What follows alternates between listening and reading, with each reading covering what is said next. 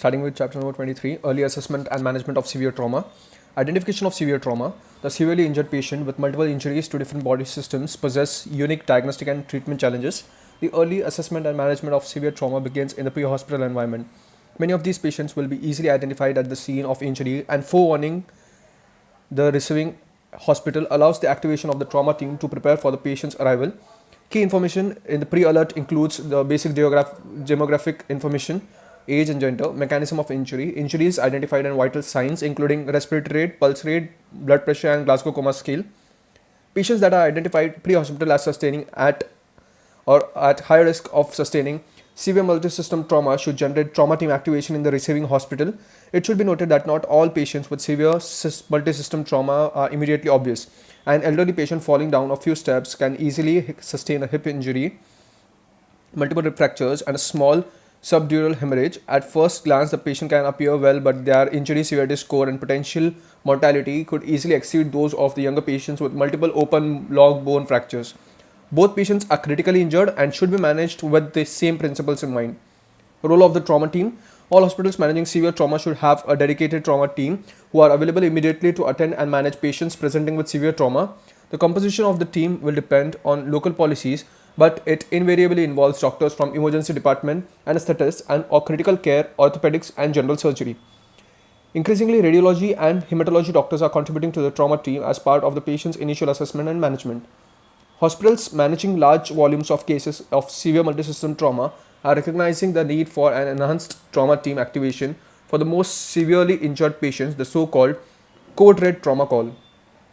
Patients identified pre-hospital as being hemodynamically unstable or with acute airway compromise may initiate code red, triggering the automatic attendance of the most senior clinicians from each discipline prior to the patient's arrival and pre-hospital activation of massive transfusion protocols. The role of the trauma team is to apply the principles of the Advanced Trauma Life Support (ATLS) to rapidly identify and treat life-threatening injuries during the primary survey. The principal advantage of a trauma team is that this activity can occur concurrently instead of sequentially. While the anesthetist may be assessing and managing the patient's airway, another team member can be assessing and managing the patient's breathing, etc. The importance of the trauma team leader cannot be overemphasized. They brief and prepare the team, coordinate these sequential activities, manage time, interpret findings, and plan the next move. Increasing recognition of the importance of this role has led to the development of postgraduate training courses designed to teach both the technical and non-technical skills required. Generally, the trauma team leader and most senior clinicians should be standing back from the patient, looking at the bigger picture in order to anticipate the next key decisions. Summary 23.1. The role of the trauma team allows the simultaneous and efficient application of ATLS principles to rapidly identify and treat life-threatening pathologies. Should be led by the most senior clinician. The most senior clinicians from each specialty should attend code red trauma calls. The team leader should be trying constantly to anticipate the next move. Primary survey. The primary survey aims to identify and manage the most immediately life-threatening pathologies. First and follows C, A, B, C, D, E. What is C? C is exsanguinating external hemorrhage. Experience from war zones over the past 20 years has shown that exsanguinating external hemorrhage from massive arterial bleeds needs to be controlled even before the airway is managed. Most of these injuries are due to gunshot wounds or blasts and are mainly seen in military practice. However, they are encountered in civilian practice. Bleeding must be controlled immediately by the application of packs and pressure directly onto the bleeding wound and artery. Hemostatic dressings that contain agents that augment local coagulation are now available. Failure to control bleeding in the limb by direct pressure should be followed by the application of a tourniquet proximally to the wound. In the field, simple tourniquets can be improvised if pneumatic tourniquets are not available. It is vital to appreciate that once a tourniquet is applied, the limb becomes ischemic. The time for which the tourniquet is applied must be recorded on the patient, and the patient requires urgent surgical control of the bleeding in order to perfuse the limb. Airway with cervical spine control. All trauma patients should have their cervical spine immobilized and protected throughout. An immediate assessment of the patient's airway is made. A compromised airway requires a stepwise progression, first clearing the airway by suctioning secretions or blood, followed by simple airway maneuvers such as jaw thrust, chin lift, and insertion of a oropharyngeal or nasopharyngeal airway. Advanced airway maneuvers necessitate the insertion of a cuffed endotracheal tube. This may require an anesthetist with rapid sequence induction or a surgical airway. Emergency intubation of the severely injured trauma patient is a difficult and demanding skill. Standardized and rehearsed procedures should be in place for failure to intubate. Equipment and expertise for achieving a surgical airway must be readily available. So in the figure 23.1, here unrestrained driver with severe craniofacial injury is shown. Over here, the airway is managed and taken care of. Now, breathing and ventilation. All patients should receive high flow oxygen. Life-threatening chest pathologies such as tension pneumothorax, massive hemothorax, and flayed segment should be diagnosed and managed immediately. Equipment and expertise for rapid insertion of intercostal chest trains should be available. Circulation and hemorrhage. All patients require adequate intravenous access with at least 2 large bore intravenous cannulae. Equipment and expertise for insertion of central or intraosseous venous access should be made available where peripheral access is not easily obtainable. Blood should be taken for cross-match and laboratory assessment, including hemoglobin and venous lactate. An assessment of the hemodynamic status should be made to identify shock patients. The skin may be pale, cool, and sweaty. The pulse rate raised to above 100 per minute and blood pressure low. A pelvic binder should be applied to all hemodynamically unstable patients following blunt trauma and not removed until after a pelvic fracture has been excluded. Hypotensive trauma patients are treated as hypovolemic until proven otherwise. The priority is now simultaneous fluid resuscitation and identification of the source of the hemorrhage. Permissive hypertension, massive transfusion protocols, and tranexamic acid. The initial aim of resuscitation is to maintain the blood supply to the vital organs, the brain, heart, and kidneys. For a short time, this can be achieved with a target systolic blood pressure of about 70 to 90 mmHg, although a higher pressure of more than 90 mmHg should be the target if a head injury is suspected. Small boluses of IV fluids, example 250 ml of O-neg or normal saline if blood is not immediately available, should be administered to achieve this target, which should result in a palpable radial pulse. Excessive intravenous crystalloids or colloid solution should be avoided because they cause hemodilution, increase coagulopathy, and increase the risk of adult respiratory distress syndrome. However, the key to this approach of permissive hypertension is that it is time limited. The primary source of hemorrhage must be identified and controlled as soon as possible. Severely injured hypovolemic patients should be resuscitated with blood and blood products, not crystalloid or colloid fluids. These must be warmed. All hospitals managing severe trauma should have a massive transfusion protocol which aims to provide blood and blood products in the ratio of 1:1:1 for 1 of packed RBCs, 1 of fresh frozen plasma, and 1 of platelets. Tranexamic acid is an antifibrinolytic drug that reduces the risk of mortality from bleeding in both blunt and penetrating trauma. 1 gram is given intravenously over 10 minutes, followed by further 1 gram dose over 8 hours. Tranexamic acid should be given to all trauma patients suspected to have significant hemorrhage, including those with a systolic blood pressure of less than 110 mmHg or a pulse of over 110 per minute. It needs to be administered within 3 hours of injury, and in the UK it is normally given by paramedics in the pre-hospital environment. Summary box 23.2. Severe hypovolemia. Tranexamic acid reduces mortality after trauma. All traumatized patients with signs of shock should receive tranexamic acid as soon as possible after injury. All trauma centers should have an established massive transfusion protocol. Severely hypovolemic trauma patients should be resuscitated by using blood and blood products. The only role of crystalloids is in the initial management of the severely hypovolemic patients is for the administration of small quantities to maintain the blood pressure while awaiting for blood products to arrive. Identification and management of hemorrhage. The sites of major hemorrhage in trauma patients are the chest, abdomen, pelvis, long bones, and external hemorrhage. Blunt trauma patients frequently have multiple sources of hemorrhage. Clinical examination and investigation should aim rapidly to confirm or exclude significant bleeding from each of these sites. Computed tomography CT from the head to pelvis with IV contrast. The whole body CT is the gold standard investigation in patients with signs or symptoms of multiple injury or deranged physiology. But note that the whole body CT should not be performed on the basis of the mechanism of injury alone. There is no role for scanning selective body systems in the severely injured trauma patient. Whenever possible, whole body CT should be performed as soon as possible during the patient's resuscitation. A provisional hot report can be issued within minutes to identify immediate life-threatening pathology to the trauma team. A more detailed definitive report should be available within 30 to 60 minutes. Traditional chest and pelvis radiographs have been obtained early in the assessment of patient with polytrauma, but these investigations are increasingly omitted in the favor of obtaining a rapid CT scan as described above. Most trauma centers now have rapid access to CT scanners located within or immediately adjacent to the resuscitation area. This has allowed hemodynamically unstable patients to have whole body CT with resuscitation by the trauma team continuing simultaneously during CT. Identifying which patients are too hemodynamically unstable to scan safely is a difficult decision for the trauma leader and will be influenced by local factors and facilities. Some patients will be so hemodynamically unstable on arrival that they need immediate surgical control of their hemorrhage before a CT scan. The most likely sources of bleed are abdominal and pelvic. An immediate chest radiograph will exclude catastrophic intrathoracic hemorrhage. An immediate pelvic radiograph is essential but should not delay transfer to the operating room. A focused abdominal sonography for trauma, fast scan if immediately available, may also be helpful in this scenario to locate the major sources of hemorrhage. All patients undergoing immediate laparotomy in the operating room should have a pelvic binder applied and not removed.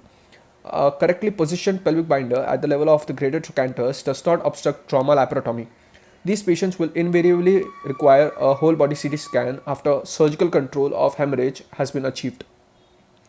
Whole body CT from the head to pelvis with IV contrast is a gold standard investigation of the severely injured adult blunt trauma patient. There is no role for selective scanning of body systems in these patients. Whole body CT scan is a time critical investigation and should be obtained as early as possible in the resuscitation of severely injured patient. Any patient undergoing immediate trauma laparotomy after blunt trauma without a whole body CT scan should have a pelvic binder applied and not removed until a pelvic fracture is excluded. Such patients should have an immediate pelvic radiograph either in the emergency department or as they arrive in the operating room. Over here in figure 23.2, we can see A, B, C, D. These are the severe degloving injuries to the upper and the lower limbs following a high-speed road traffic accident. The initial appearance and severity of the injury should not detract from the following importance of the ATLS sequence in evaluating and treating immediate life-threatening injuries. So even after seeing these injuries, we should follow the A, B, C, D, E, the protocol according to the ATLS. D, disability, and E, exposure. On admission, the GCS score should be calculated. The pupils assessed for size and reaction to light and the patient observed to determine whether they are moving all four limbs. The core temperature must be recorded. Patients are managed with cervical spine protection, cervical collar and blocks, and protection of the thoracolumbar spine using standard lock roll techniques until a spinal injury has been excluded. Early whole body CT scan will rapidly identify the majority of intracranial and spinal pathology. The patient must be adequately exposed to allow a thorough and systematic clinical examination during the secondary survey, but they must be kept warm. Trauma patients are frequently hypothermic and this will further increase coagulopathy.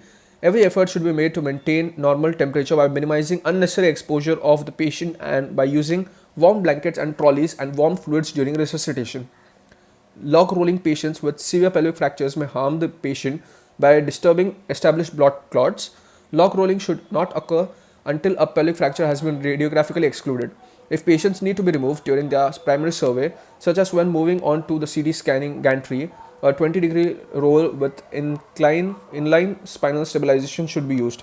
Modern scoop stretchers mean that there is no requirement to roll any patient more than 20 degrees until a pelvic fracture has been excluded.